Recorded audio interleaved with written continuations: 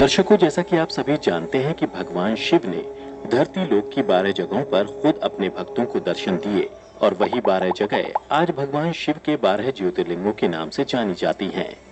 हिंदू धर्म के ग्रंथों की माने तो जब तक मनुष्य भगवान शिव के इन 12 ज्योतिर्लिंगों का दर्शन नहीं कर लेता है, तब तक उसका आध्यात्मिक जीवन पूर्ण नहीं हो पाता। आज के इस एपिसोड में हम आपको भगवान शिव के ज्योतिर्लिंगों के बारे में वो कथाएं बताने जा रहे हैं जिसके बारे में अधिकतर जनमानस नहीं जानते, जबकि इसका वर्णन शिव पुराण में बड़े ही विस्तार से किया गया है। नंबर 1, सोमनाथ ज्योतिर्लिंग। शिव पुराण के कोटि रुद्र संहिता के अनुसार ज्योतिर्लिंग में सबसे पहले सोमनाथ का नाम आता है। प्रजापति दक्ष ने अपनी 27 कन्याओं का विवाह चंद्रमा के साथ किया था। चंद्रमा को स्वामी के रूप में पाकर दक्ष कन्याएं विशेष शोभा पाने लगी तथा चंद्रमा भी उन्हें पत्नी के रूप में पाकर निरंतर सुशोभित होने लगे। उन पत्नियों में जो रोहिणी नाम की पत्नी थी, उससे चंद्रमा सबसे अधिक प्रेम करते थे, जिससे बाकी पत्नियां दुखी रहने लगी। एक दिन वे सभी अपने पिता प्रजापति दक्ष के पास गईं और उन्हें सारी बातें बताईं। अपनी पुत्रियों की बातें सुनकर प्रजापति दक्ष दुखी हो गए। फिर चंद्रमा के पास जाकर शांति पूर्वक बोले, हे वत्स, तुम निर्मल कुल में उत्पन्न हुए हो। तुम्हारे आश्रय में रहने वाली जितनी भी स्त्रियां हैं, उन सब के प्रति तुम्हारे मन में भेदभाव क्यों है? तुम किसी को अधिक और किसी को कम प्रेम क्यों करते हो? अब तक जो किया सो किया, अब आगे फिर कभी ऐसा भेदभाव पूर्ण बर्ताव तुम्हें नहीं करना चाहिए, क्योंकि उसे नरक देने वाला बताया गया है। प्रजापति दक्ष चंद्रमा को ये बातें बतलाकर अपने घर को लौट आए। उन्हें पूर्ण विश्वास था कि चंद्रमा अब भेदभाव पूर्ण बर्ताव नहीं करेगा, परंतु चंद्रमा ने प्रजापति दक्ष की बात नहीं मानी। वे रोहिणी में इतने आसक्त हो गए कि उन्होंने दूसरी किसी पत्नी का कभी आदर नहीं किया। इस बात को सुनकर दक्ष दुखी हो फिर चंद्रमा के पास गए और उनसे बोले, हे वत्स, मैं पहले भी कई बार तुमसे प्रार्थना कर चुका हूँ, फिर भी तुमने मेरी बात नहीं मानी, इसलिए आज मैं तुम्हें शाप देता हूँ कि तुम्हें क्षय रोग हो जाए। इतना कहते ही चंद्रमा क्षण भर में क्षय रोग से ग्रसित हो गए। उनके क्षीण होते ही तीनों लोकों में हाहाकार मच गया। यह देख इंद्र सहित सभी देवतागण और ऋषि महर्षि परमपिता ब्रह्मा जी के पास गए और उन्हें चंद्रमा के बारे में सारी बातें बतलाईं। तब ब्रह्मा जी ने कहा, देवताओं एवं ऋषियों, जो हुआ सो हुआ, उसे पलटा नहीं जा सकता, किंतु इसके निवारण के लिए मैं तुम्हें एक उपाय बताता हूँ।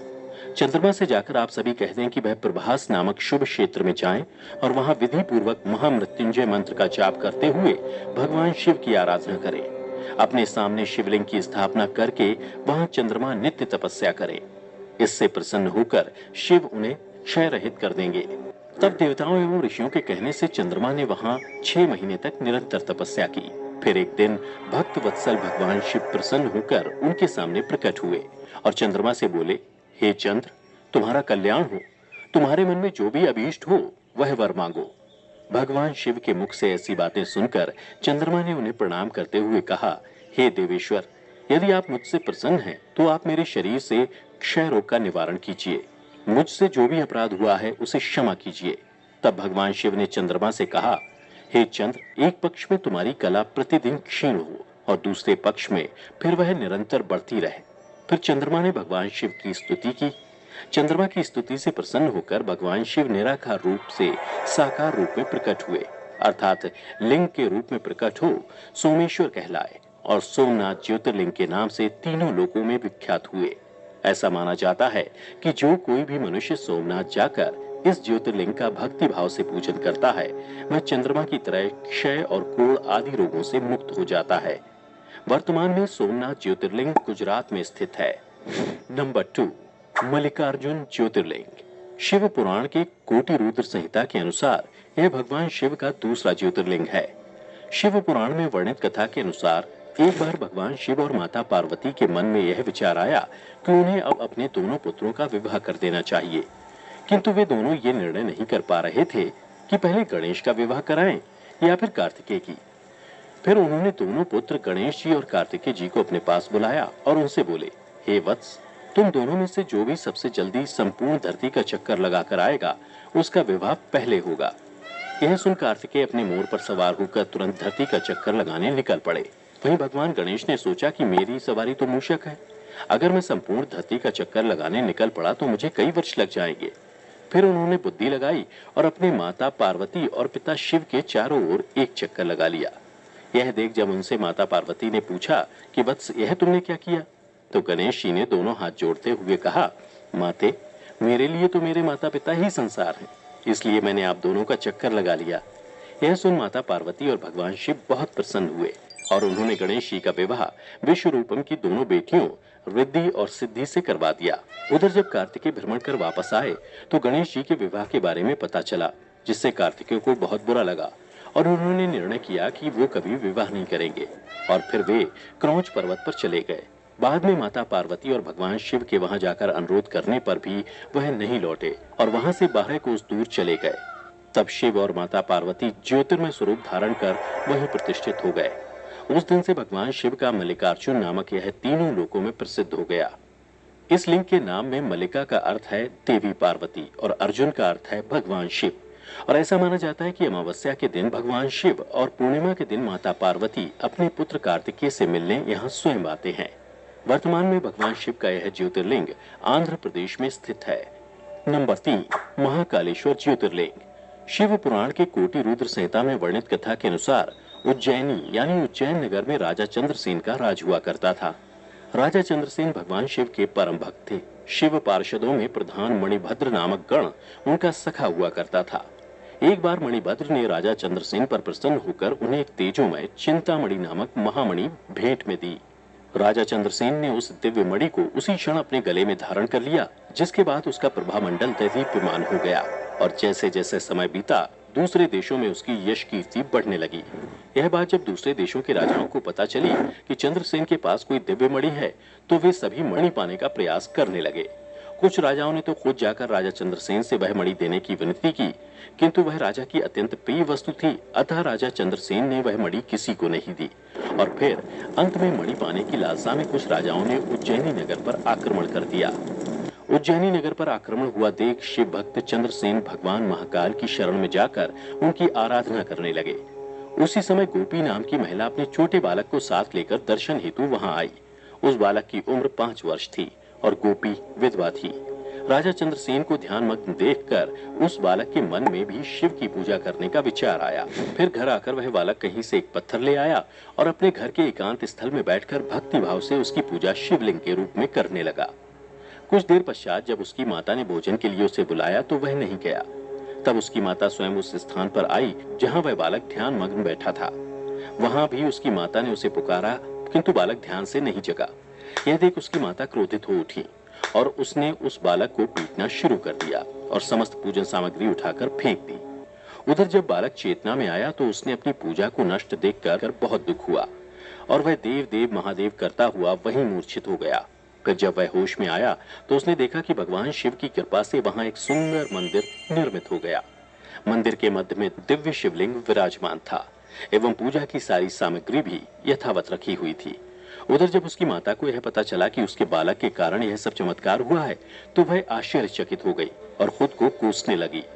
फिर राजा चंद्रसेन को इस घटना की जानकारी मिली तो वह भी उस शिव भक्त बालक से मिलने पहुंचे। उसके बाद देखते ही देखते वे सभी राजा भी उस बालक से मिलने पहुंचे जो राजा चंद्रसेन से मणि हेतु युद्ध करने पर उतारू थे। और तभी से भगवान महाकाल उज्जैनी में स्वयं ज्योतिर्लिंग के रूप में विराजमान है।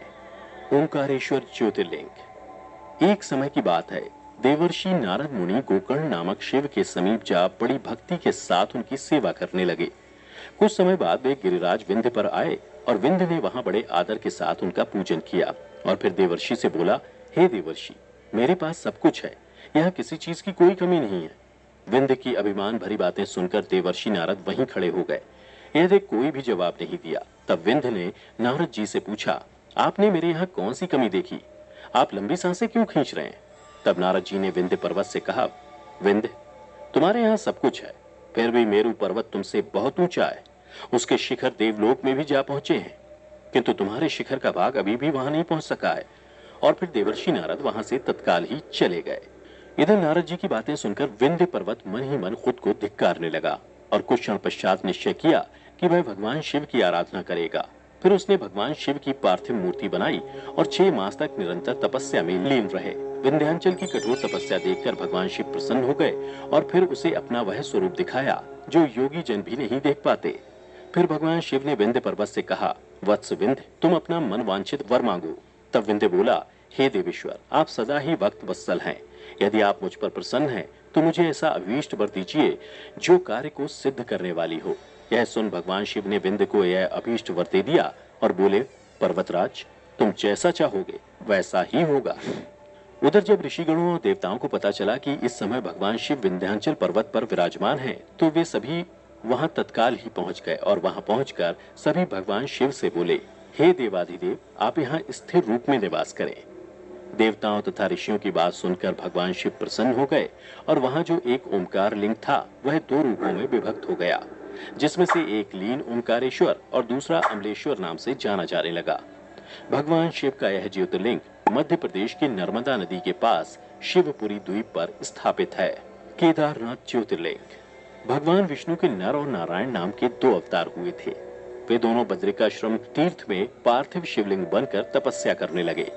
ऐसा माना जाता है कि भगवान शिव प्रतिदिन उनके बनाए हुए पार्थिव लिंग में पूजित होने के लिए आया करते थे। जब उन दोनों के पार्थिव पूजन करते हुए बहुत दिन बीत गए, तब एक दिन भगवान शिव ने प्रसन्न होकर उन दोनों से कहा, मैं तुम्हारी आराधना से बहुत प्रसन्न हूँ, तुम दोनों मुझसे वर मांगो।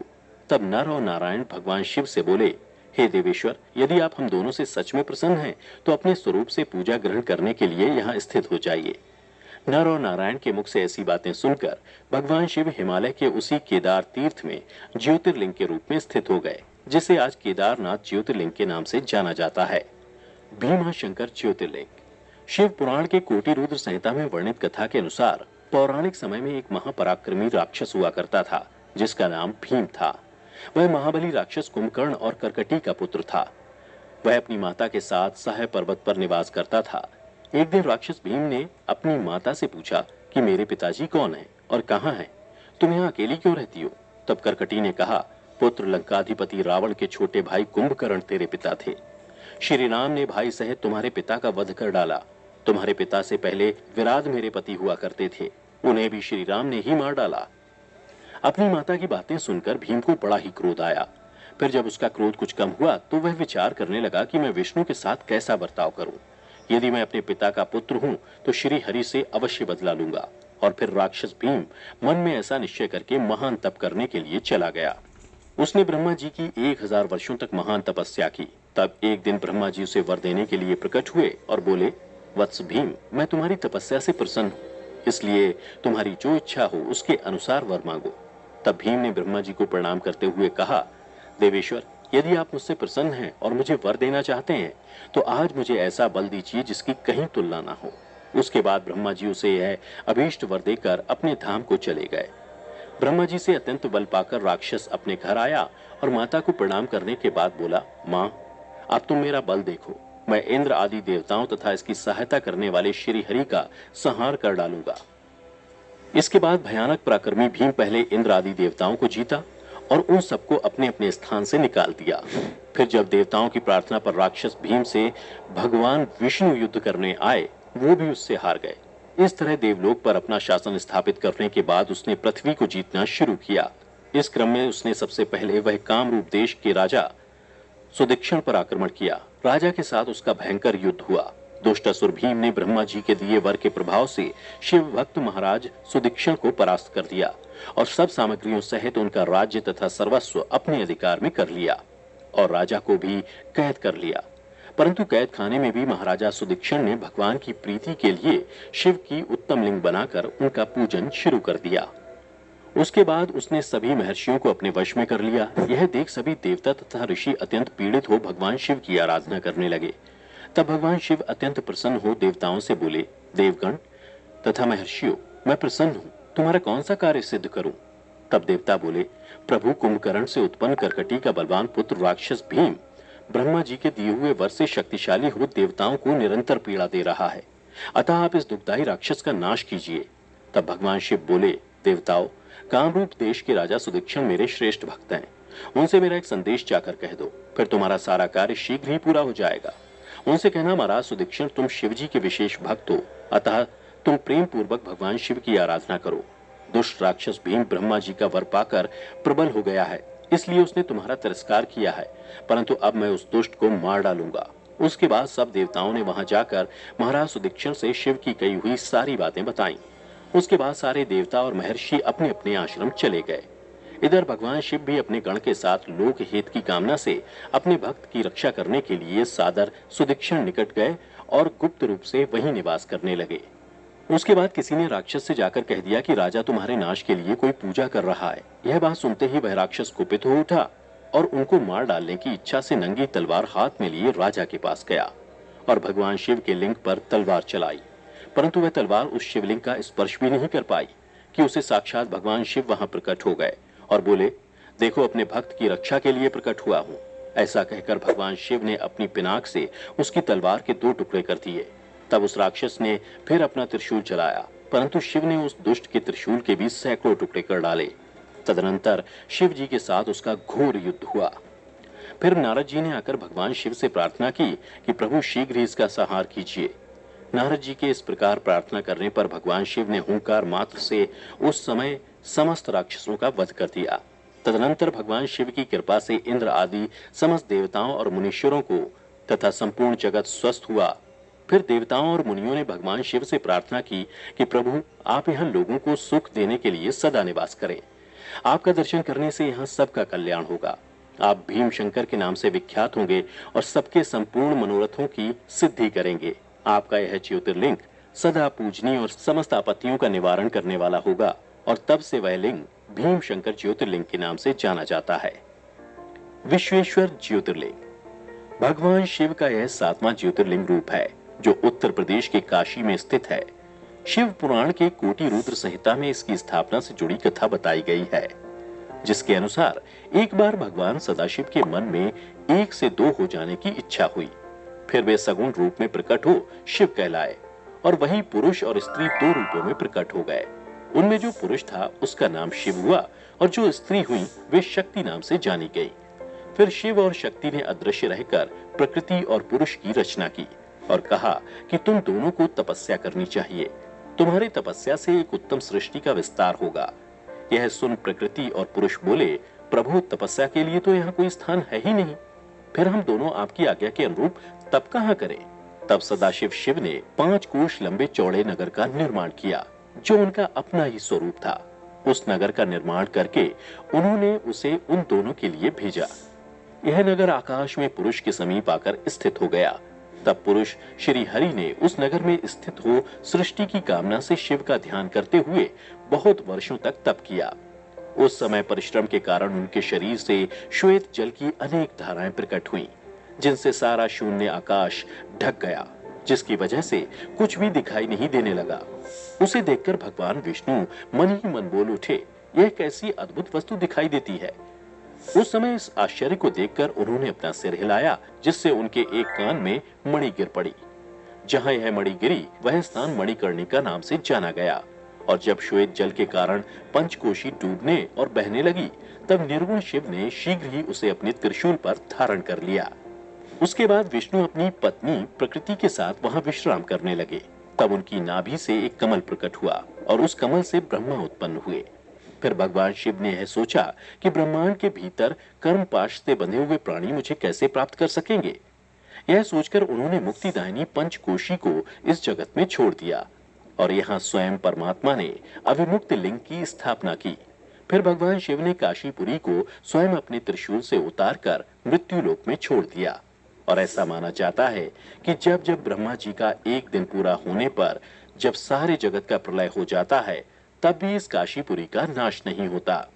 उस समय भगवान शिव इसे अपने त्रिशूल पर धारण कर लेते हैं और जब ब्रह्मा द्वारा पुनः नई सृष्टि की जाती है, तब इसे फिर वे भूतल पर स्थापित कर देते हैं। कर्मों का कर्षण करने से ही इस पुरी को काशी कहते हैं। तभी से काशी में अभिमुक्तेश्वर लिंग सदा विराजमान रहता है। त्र्यंबकेश्वर ज्योतिर्लिंग भगवान शिव का यह ज्योतिर्लिंग महाराष्ट्र के नासिक जिले में स्थित है। शिव पुराण के कोटि रुद्र संहिता में वर्णित कथा के अनुसार पौराणिक काल में गौतम नाम के एक महान ऋषि हुआ करते थे, जिनकी पत्नी का नाम अहिल्या था। एक समय ऋषि गौतम के आश्रम क्षेत्र में 100 वर्षों तक बड़ा भयानक अकाल पड़ा, जिसकी वजह से वहां के निवासी महान दुख में पड़ गए। यह देखकर कई ऋषि मुनि, मनुष्य, पशु पक्षी सब वहां से दूसरी जगह जाने लगे। जिससे व्याकुल होकर गौतम ऋषि वरुण देव की तपस्या करने लगे। फिर 6 महीने बाद वरुण देव ऋषि गौतम की तपस्या से प्रसन्न होकर उनके सामने प्रकट हुए और उनसे वर मांगने को कहा। तब गौतम ऋषि ने वरुण देव को प्रणाम करते हुए कहा, हे देव, यहाँ सालों से वर्षा नहीं हुई है, जिसकी वजह से यहाँ के निवासी जल के लिए तड़प रहे हैं। कृपया कर यहाँ जल बरसाइए। तब वरुण देव ने कहा, हे महर्षि, देवताओं के विधान के विरुद्ध मैं जल तो नहीं बरसा सकता, किंतु मैं तुम्हें अक्षय रहने वाला जल दे सकता हूँ, इसलिए तुम एक गड्ढा तैयार करो। उनके ऐसा कहने पर गौतम ऋषि ने एक हाथ गहरा गड्ढा खोदा और वरुण देव ने उसे दिव्य जल के द्वारा भर दिया और फिर वरुण देव अंतर्धान हो गए। उसके बाद ऋषि गौतम उस जल को वहां के लोगों में बांटने लगे। फिर ऋषि ने वहां धान, जौ, फूल आदि के बीज बो दिए। फिर कुछ समय बाद वहां अनेक प्रकार के फल फूल लहलहा उठे। यह समाचार सुनकर वहां दूसरे ऋषि मुनि, पशु पक्षी पुनः वहां आकर रहने लगे। देखते ही देखते वह क्षेत्र बड़ा सुंदर हो गया। फिर वहां के लोग आनंद पूर्वक रहने लगे। एक दिन की बात है, गौतम ऋषि के आश्रम में रह रहे ब्राह्मणों की स्त्रियां उस अक्षय जल को लेकर अहिल्या पर नाराज हो गईं। जिसके बाद ब्राह्मणों ने गौतम ऋषि का अनिष्ट करने के लिए गणेश जी की आराधना की। कुछ दिन बाद ब्राह्मणों की आराधना से प्रसन्न होकर गणेश जी प्रकट हुए और वर मांगने के लिए कहा। तब वे लोग बोले, भगवान, यदि आप हमें वर देना चाहते हैं तो कोई ऐसा उपाय कीजिए जिससे समस्त ऋषि डांट फटकार कर गौतम को आश्रम से बाहर निकाल दे। गणेश जी ने कहा, पहले उपवास के कारण जब तुम लोगों को दुख भोगना पड़ा था, तब महर्षि गौतम ने जल की व्यवस्था करके तुम्हें सुख दिया, परंतु इस समय तुम सब लोग उन्हें दुख दे रहे हो। संसार में ऐसा कार्य करना कदापि उचित नहीं। इस बात पर तुम सब लोग सर्वथा विचार कर लो। स्त्रियों की शक्ति से मोहित हुए तुम लोग यदि मेरी बात नहीं मानोगे तो तुम्हारा यह बर्ताव गौतम के लिए अत्यंत हितकारक ही होगा। इसलिए तुम लोग कोई दूसरा वर मांगो। लेकिन उन ब्राह्मणों ने गणेश जी की बात नहीं मानी। तब भक्तों के अधीन होने के कारण गणेश जी बोले, तुम लोगों ने जिस वस्तु के लिए प्रार्थना की है मैं उसे अवश्य करूंगा। ऐसा कहकर वे अंतर्धान हो गए और गौतम ऋषि के खेत में जो धान और जौ थे वहां एक दुर्बल गाय बनकर धान और जौ चरने लगे। इसी समय अचानक गौतम ऋषि वहां आ गए और भगवान गणेश रूपी गाय को चरता हुआ देख एक तिनका उठाकर उस गाय को भगाने लगे, परंतु तिनकों का स्पर्श होते ही वह गाय पृथ्वी पर गिर पड़ी और ऋषि के देखते देखते उसी क्षण मर गई। उधर दूसरे ब्राह्मण और उनकी पत्नियां वहां छिपे हुए सब कुछ देख रहे थे। उस गौ के गिरते ही वे सब बोल उठे, गौतम ऋषि ने ये क्या कर डाला। और जब गौतम ऋषि की पत्नी अहिल्या आई तो व्यथित हृदय से दुख पूर्वक बोले, देवी, यह क्या हुआ, कैसे हुआ। जान पड़ता है परमेश्वर मुझ पर कुपित हो गए हैं। अब क्या करूं, कहां जाऊं।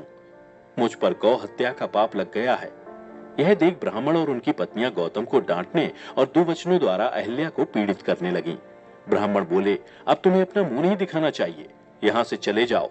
जब तक तुम इस आश्रम में रहोगे तब तक अग्निदेव और पितर हमारे दिए हुई किसी चीज को ग्रहण नहीं करेंगे, इसलिए तुम परिवार सहित यहाँ से चले जाओ। ऐसा कहकर उन सब ने गौतम ऋषि और उनकी पत्नी अहिल्या को पत्थरों से मारना आरंभ किया। उन दुष्टों के मारने और धमकाने पर गौतम ऋषि बोले, मुनियों, मैं यहाँ से अन्यत्र जाकर रहूंगा। और ऐसा कहकर वे उस स्थान से तत्काल निकल गए और कोसों दूर जाकर उन्होंने अपने लिए आश्रम बनाया। वहां भी जाकर उन ब्राह्मणों ने कहा, जब तक तुम्हारे ऊपर हत्या लगी है तब तक तुम्हें कोई यज्ञ कर्म नहीं करना चाहिए। किसी भी वैदिक देव यज्ञ या पितृ यज्ञ के अनुष्ठान का तुम्हें अधिकार नहीं रह गया है। तब ऋषि गौतम उन मुनियों से अपनी शुद्धि के लिए प्रार्थना करने लगे। उनकी दीन भाव से प्रार्थना करने पर उन ब्राह्मणों ने कहा, गौतम, तुम अपने पाप को प्रकट करते हुए 3 बार सारी पृथ्वी की परिक्रमा करो, फिर लौटकर यहाँ 1 महीने तक व्रत करो।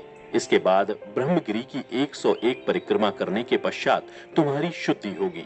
अथवा यहाँ गंगा जी को ले आकर उन्हीं के जल से स्नान करो तथा 1 करोड़ पार्थिव लिंग बनाकर महादेव जी की आराधना करो।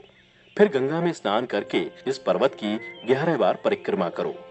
उन ब्राह्मणों के इस प्रकार कहने पर गौतम ने बहुत अच्छा कहकर उनकी बात मान ली। वे बोले, मुनियों, मैं आप सभी की आज्ञा से यहाँ पार्थिव पूजन तथा ब्रह्मगिरी की परिक्रमा करूंगा। ऐसा कहकर मुनि श्रेष्ठ गौतम ने उस पर्वत की परिक्रमा करने के पश्चात पार्थिव लिंगों का निर्माण करके उनका पूजन किया। साध्वी अहिल्या ने भी साथ रहकर वह सब कुछ किया। पत्नी सहित गौतम ऋषि के इस प्रकार आराधना करने पर संतुष्ट हुए भगवान शिव गणों के साथ प्रकट हो गए। तदनंतर प्रसन्न हुए कृपा निधान शंकर ने कहा, महामुने, मैं तुम्हारी उत्तम भक्ति से बहुत प्रसन्न हूँ। तुम कोई वर मांगो।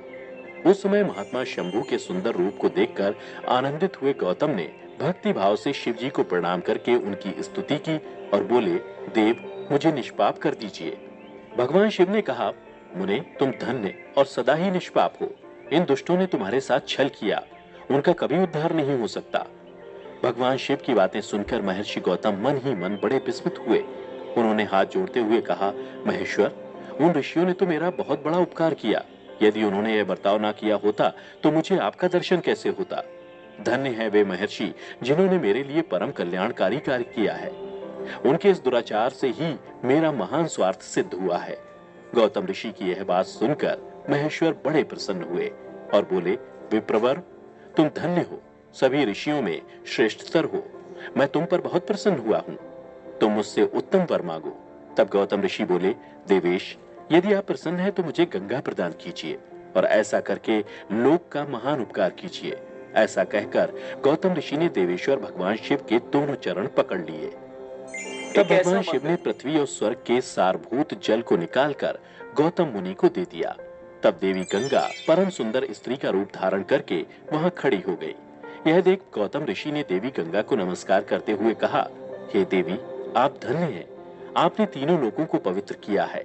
तदनंतर शिव जी ने देवी गंगा से कहा, देवी, तुम मुनि को पवित्र करो और तुरंत वापस न जाकर वैवस्वत मनु के 28वें कलयुग तक यहीं रहो। यह सुन देवी गंगा बोली, हे महेश्वर, यदि मेरा महात्म्य सब नदियों से अधिक हो और अंबिका तथा गणों के साथ आप भी यहाँ रहें, तभी मैं इस धरातल पर रहूंगी। गंगा जी की यह बात सुनकर भगवान शिव बोले, गंगे, तुम धन्य हो, मैं तुमसे अलग नहीं हूँ। तथापि मैं तुम्हारे कथनानुसार यहाँ स्थित रहूंगा, तुम भी स्थित हो। अपने स्वामी परमेश्वर शिव की यह बातें सुनकर गंगा मन ही मन प्रसन्न हो गई। उसी समय देवता ऋषि वहां आ पहुंचे। उन सब ने बड़े आदर से जय जयकार करते हुए गौतम, गंगा तथा गिरिशाई शिव का पूजन किया। तदनंतर उन सब देवताओं ने मस्तक झुका हाथ जोड़कर उन सब की प्रसन्नता पूर्वक स्तुति की। फिर देवता बोले, देवेश्वर, यदि आप संतुष्ट हैं और सरिताओं में श्रेष्ठ गंगे, यदि आप भी प्रसन्न हैं, तो हमारा तथा मनुष्यों का प्रिय करने के लिए आप लोग कृपा पूर्वक यहाँ निवास करें। इस प्रकार उन देवताओं तथा महर्षि गौतम की प्रार्थना करने पर भगवान शंकर और सरिताओं में श्रेष्ठ गंगा दोनों वहां स्थित हो गए। यहाँ की गंगा गौतमी यानी गोदावरी नाम से विख्यात हुई और भगवान शिव का ज्योतिर्मय लिंग त्र्यंबक कहलाया। वैद्यनाथेश्वर ज्योतिर्लिंग। भगवान शिव का यह ज्योतिर्लिंग झारखंड में स्थित है। शिव पुराण के कोटि रुद्र संहिता में वर्णित कथा के अनुसार लंकाधिपति रावण हिमालय पर्वत पर जाकर भगवान शिव की तपस्या करने लगा। उसकी तपस्या से जब कई वर्षों बाद भी भगवान शिव प्रसन्न नहीं हुए, तब राक्षस राज रावण ने वहां एक गड्ढा खोदकर अग्निकुंड और शिवलिंग की स्थापना की और फिर भगवान शिव को प्रसन्न करने के लिए वो अपना एक एक सिर काटकर उस अग्निकुंड में समर्पित करने लगा। इस प्रकार उसने अपने 9 सिर वहां काटकर चढ़ा दिए। जब वह अपना 10वां और अंतिम सिर काटकर चढ़ाने लगा, तब भगवान शिव अति प्रसन्न और संतुष्ट होकर उसके समक्ष प्रकट हुए और रावण का हाथ पकड़कर उसे ऐसा करने से रोक दिया एवं उसके 9 सिर भी पहले की तरह जोड़ दिए और अत्यंत प्रसन्न होकर उससे वर मांगने को कहा। तब रावण ने वर के रूप में भगवान शिव से उस शिवलिंग को अपनी राजधानी लंका में ले जाने की अनुमति मांगी। भगवान शिव ने उसे यह वरदान दे दिया, लेकिन एक शर्त रख दी। उन्होंने कहा, तुम शिवलिंग ले जा सकते हो, लेकिन यदि रास्ते में इसे कहीं रख दोगे तो मैं वहीं स्थापित हो जाऊंगा। भगवान शिव की बातें सुनकर रावण ने कहा, प्रभु, मुझे आपकी शर्त स्वीकार्य है। फिर वह उस शिवलिंग को उठाकर लंका के लिए चल पड़ा। परंतु काफी देर चलने के बाद उसे एक जगह मार्ग में लघु शंका करने की आवश्यकता महसूस हुई। फिर उसने अपने चारों तरफ देखा, तभी उसे एक ग्वाला दिखा। फिर रावण उस ग्वाले के पास गया और बोला, मुझे लघु शंका दूर करनी है, कृपया कर थोड़ी देर के लिए यह शिवलिंग अपने हाथ में रखो। रावण के कहते ही उस ग्वाले ने अपने हाथों में उस शिवलिंग को थाम लिया। फिर रावण वहां से कुछ दूर जाकर लघु शंका करने लगा। उधर जब काफी समय तक रावण लघु शंका कर वापस नहीं लौटा, तो उस ग्वाले को शिवलिंग भारी लगने लगा। उसे महसूस होने लगा जैसे उस शिवलिंग का भार बढ़ रहा हो, और जब उससे वह भार सहन नहीं हुआ तो उसने उसी जगह उस शिवलिंग को जमीन पर रख दिया और वहां से चला गया। उधर जब रावण लौट कर आया, तब उसने देखा कि ग्वाला नहीं है और भगवान शिव का वह लिंग भूमि पर पड़ा हुआ है। फिर उसने उस शिवलिंग को उठाने का बहुत प्रयत्न किया, परंतु किसी प्रकार भी उठा ना सका। अंत में थककर उस पवित्र शिवलिंग पर अपने अंगूठे का निशान बनाकर उसे वहीं छोड़कर लंका को लौट गया। तत्पश्चात ब्रह्मा, विष्णु आदि देवताओं ने वहां आकर उस शिवलिंग का पूजन किया। इस प्रकार वहां उसकी प्रतिष्ठा कर वे लोग अपने अपने धाम को लौट गए।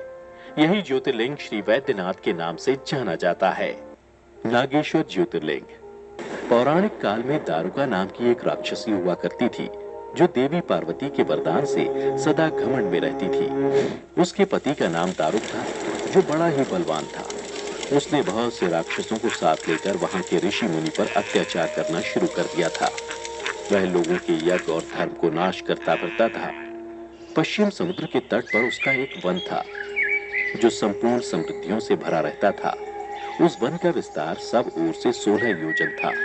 दारुका अपने विलास के लिए जहां जाती, वहीं भूमि, वृक्ष तथा अन्य सब उपकारों से युक्त वह वन भी साथ चला जाता था।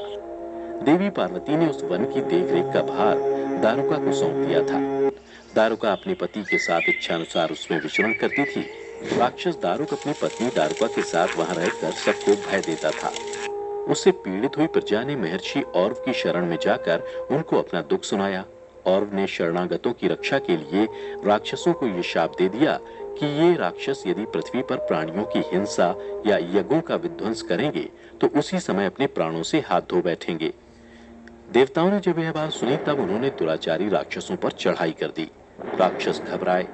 यदि वे लड़ाई में देवताओं को मारते तो मुनि के शाप से स्वयं मर जाते हैं, और यदि नहीं मारते तो पराजित होकर भूखों मर जाते हैं।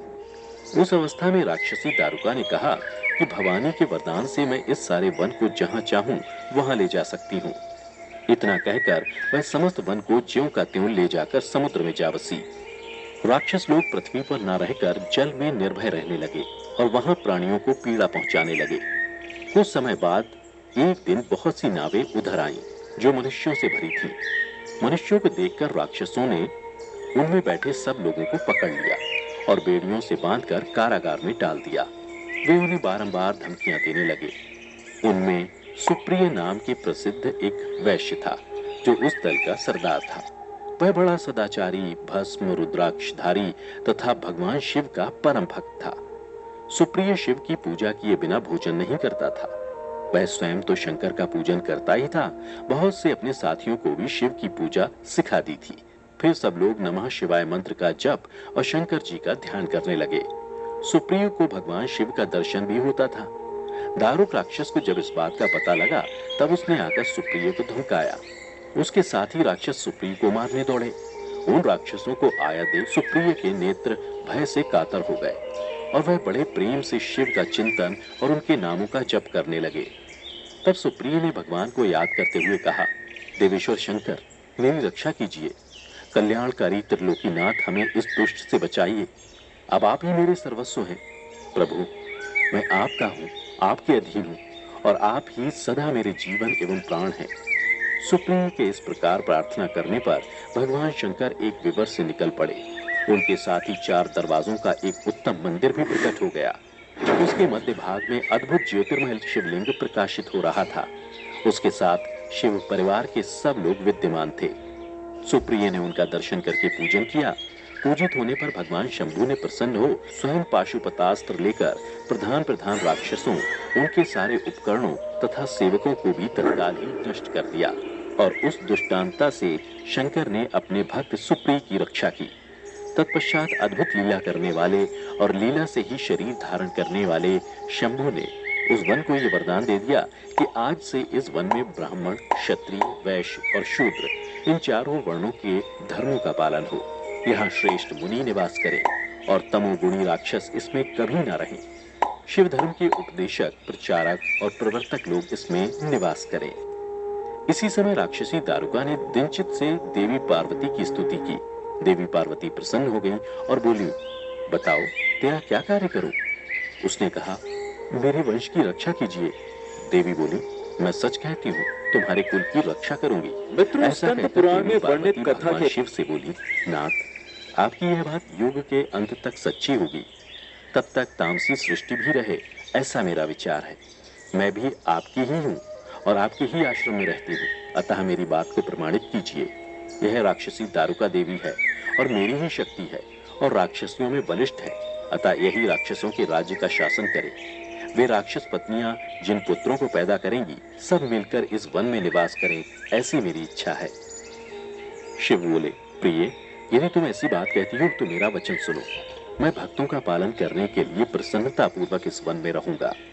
जो पुरुष यहाँ वर्ण धर्म के पालन में तत्पर हो, प्रेम पूर्वक मेरा दर्शन करेगा, वह चक्रवर्ती राजा होगा। कलयुग के अंत और सतयुग के आरंभ में महासेन का पुत्र वीरसेन राजाओं का भी राजा होगा। वह मेरा भक्त और अत्यंत पराक्रमी होगा और यहाँ आकर मेरा दर्शन करेगा। दर्शन करते ही वह चक्रवर्ती सम्राट हो जाएगा। इस प्रकार बड़ी बड़ी लीलाएं करने वाले वे दंपत्ति हास्ययुक्त वार्तालाप करके स्वयं वहां स्थित हो गए। ज्योतिर्लिंग स्वरूप महादेव जी वहां नागेश्वर कहलाए और देवी पार्वती नागेश्वरी नाम से विख्यात हुई। वे दोनों ही सत्य पुरुषों के प्रिय हैं। इस प्रकार ज्योतियों के स्वामी नागेश्वर ज्योतिर्लिंग के रूप में प्रकट हुए। रामेश्वर ज्योतिर्लिंग। जब रावण सीता जी को हराकर लंका ले गया, तब सुग्रीव के साथ 18 पद्म वानर सेना लेकर श्री राम समुद्र तट पर आए। वहां वे विचार करने लगे कि कैसे हम समुद्र को पार करेंगे और किस प्रकार लंका को जीतेंगे। इतने में ही श्री राम को प्यास लगी। उन्होंने जल मांगा और वानर मीठा जल ले आए। श्री राम ने प्रसन्न होकर वह जल ले लिया। तब उन्हें स्मरण हो आया कि मैंने अपने स्वामी भगवान शंकर का दर्शन तो किया ही नहीं, फिर यह जल कैसे ग्रहण कर सकता हूँ। ऐसा कहकर उन्होंने जल को नहीं पिया। जल रख देने के पश्चात रघुनंदन ने पार्थिव लिंग का पूजन किया। आवाहन आदि 16 उपचारों को प्रस्तुत करके विधि पूर्वक वे प्रेम से शंकर जी की अर्चना की। प्रणाम तथा दिव्य स्रोतों द्वारा यत्न पूर्वक शंकर जी को संतुष्ट करके श्री राम ने भक्ति भाव से उनकी प्रार्थना की। श्री राम बोले, उत्तम व्रत का पालन करने वाले मेरे स्वामी देव महेश्वर, आपको मेरी सहायता करनी चाहिए।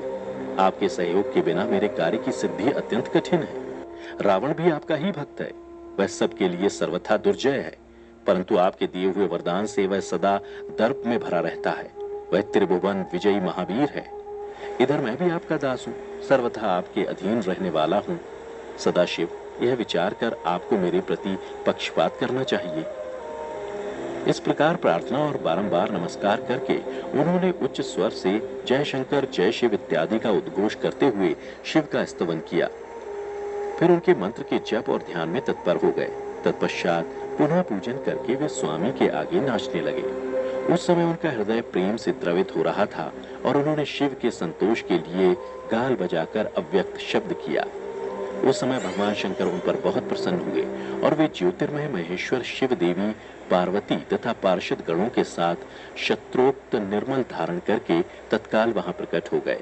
श्री राम की भक्ति से संतुष्ट होकर महेश्वर ने उनसे कहा, श्री राम, तुम्हारा कल्याण हो, वर मांगो। उस समय उनका रूप देखकर वहां उपस्थित सब लोग पवित्र हो गए।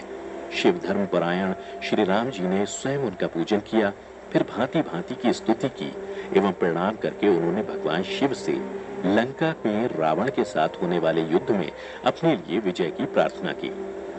तब भक्ति से प्रसन्न हुए महेश्वर ने कहा, महाराज, तुम्हारी जय हो।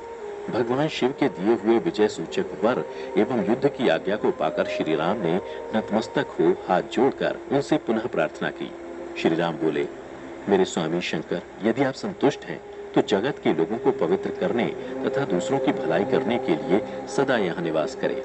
श्री राम के ऐसा कहने पर भगवान शिव वहां ज्योतिर्लिंग के रूप में स्थित हो गए। तीनों लोकों में रामेश्वर नाम से उनकी प्रसिद्धि हुई। उनके प्रभाव से ही अपार समुद्र को अनायास पार करके श्री राम ने रावण आदि राक्षसों का शीघ्र ही संहार किया और अपनी प्रिय सीता को प्राप्त कर लिया। तब से इस भूतल पर रामेश्वर की अद्भुत महिमा का प्रसार हुआ। भगवान रामेश्वर सदा भोग और मोक्ष देने वाले तथा भक्तों की इच्छा पूर्ण करने वाले हैं। जो दिव्य गंगा जल से रामेश्वर शिव को भक्ति पूर्वक स्नान कराता है, वह जीव मुक्त है। इस संसार में देव दुर्लभ समस्त भोगों का उपभोग करके अंत में उत्तम ज्ञान पाकर वह निश्चय ही मोक्ष को प्राप्त कर लेता है। ग्रहणेश्वर ज्योतिर्लिंग। भगवान शिव के 12 ज्योतिर्लिंगों में यह अंतिम ज्योतिर्लिंग है, जिसका वर्णन शिव पुराण के कोटि रुद्र संहिता में किया गया है। भगवान शिव के इस ज्योतिर्लिंग को घुष्मेश्वर, घुसरुणेश्वर या घृष्णेश्वर नाम से भी जाना जाता है। यह महाराष्ट्र में दौलताबाद से 12 मील दूर वेरुल गांव के पास स्थित है। शिव पुराण में वर्णित कथा के अनुसार पौराणिक काल में देवगिरी पर्वत के समीप सुधर्मा नाम का एक अत्यंत तेजस्वी ब्राह्मण रहा करता था। उसकी पत्नी का नाम सुदेहा था। वह दोनों एक दूसरे से बहुत प्रेम किया करते थे, परंतु उन दोनों को विवाह के कई वर्ष बाद भी कोई संतान नहीं थी। एक दिन सुधर्मा को ज्योतिष गणना करने पर पता चला कि उसकी पत्नी किसी भी संतान को जन्म नहीं दे सकती। उधर जब इस बात का पता सुदेहा को चला तो वह दुखी हो गई और उसने सुधर्मा से अपनी छोटी बहन को विवाह करने का आग्रह किया।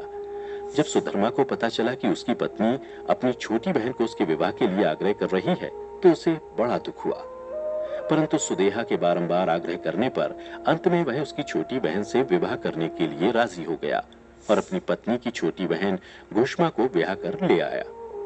घुष्मा अत्यंत धर्मपरायण और सदाचारणी स्त्री थी। वह भगवान शिव की अनन्य भक्त थी। वह प्रतिदिन 101 पार्थिव शिवलिंग बनाकर भगवान शिव की पूजा किया करती थी। भगवान शिव की कृपा से विवाह के कुछ दिन पश्चात उसके गर्भ से अत्यंत सुंदर और स्वस्थ बालक ने जन्म लिया। बच्चे के जन्म से सुदेहा और घुष्मा दोनों की खुशी का ठिकाना न रहा। लेकिन ना जाने थोड़े ही दिनों बाद सुदेहा के मन में एक कुविचार ने जन्म ले लिया।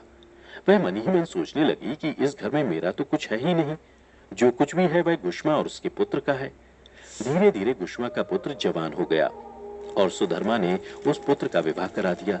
उधर सुदेहा के मन का कुचार और भी बढ़ गया और ईर्ष्यावश उसने एक दिन घुष्मा के पुत्र को रात में सोते समय मार डाला और उसके शव को ले जाकर उसने उसी तालाब में फेंक दिया जिसमें घुष्मा प्रतिदिन पार्थिव शिवलिंगों को फेंका करती थी। परंतु सुबह होते ही सबको इस बात का पता चल गया। फिर सुधर्मा चीख पुकार मचाने लगी। उसकी पुत्रवधू सिर पीट पीट कर फूट फूट कर रोने लगी, परंतु घुष्मा नित्य की भांति भगवान शिव की आराधना में तल्लीन रही, जैसे कुछ हुआ ही न हो। पूजा समाप्त करने के बाद वह पार्थिव शिवलिंगों को तालाब में छोड़ने के लिए चल पड़ी।